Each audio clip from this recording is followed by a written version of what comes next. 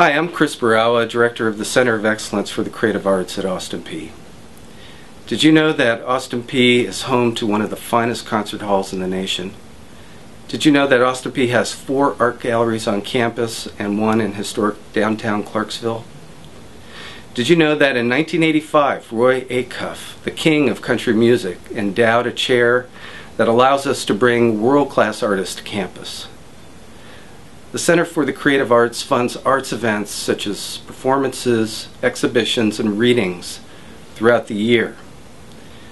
The events selected for APSU 1000 this year were chosen to introduce you to a broad array of arts experiences. To learn more about the arts at Austin Peay and upcoming events, visit www.apsu.edu/creative arts.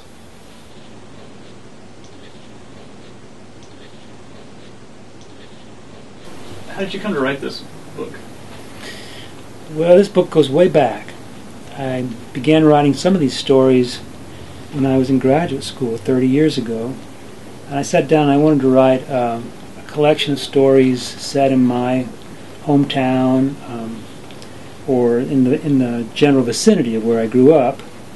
And I started and I wrote about half of the stories, and then I got sidetracked a couple other writing projects, and came back to this maybe a couple of years ago and put all the stories together. And it's about 30 years of work. I don't mean constant work, but stories written over a 30-year period. This isn't a novel, this is a collection of short stories, but they are linked in some way with similar characters showing up. Can you explain that? Or? Yeah. Sometimes this is called a story cycle, a linked collection of stories. Certain characters will show up. There's not one character who is the main character of all the stories the way one character would be all the way through a novel. But there are 2 or 3 characters who keep coming back up. A couple of them are very minor characters, and a couple of them are what I see as the more important characters of the collection. So you get to feel this community. That's the idea, is to do a place, get all the different voices that might come out of a place. And the place in this instance is the town I grew up in, Ivanhoe, California. What I tell my students is short stories can either be driven by the characters in them, or they can be driven by some kind of idea. And different writers do this differently. For me, my stories are seldom driven by an idea. They're not allegorical, or they're not really meant to impart any grand lesson or anything like that, but they're driven by characters. So I get a couple of characters going and get them on the page, and then almost literally I sit back and see where they go and what they want to do. You know, the Greeks talked about the muse, writers being visited by the muse. Whatever that is, I believe in it. There's maybe it's just a person's imagination, but there's something that tells you what the story's supposed to do. When you go back, do you see any kind of recurring themes in your work? Or? Yeah, there are recurring themes.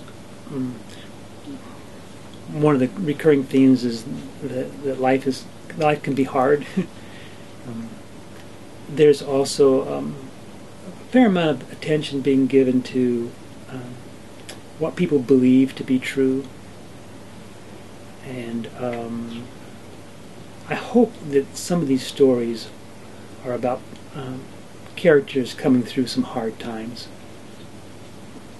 And I think literature came to us as an oral thing before it was written down. People have been telling stories. I joke around again with my students and say that the minute that people learned how to use language, the next thing they did was they told a story, or in fact they told a lie, but it's the same thing. Lies are stories too. And I love that, the oral part of literature.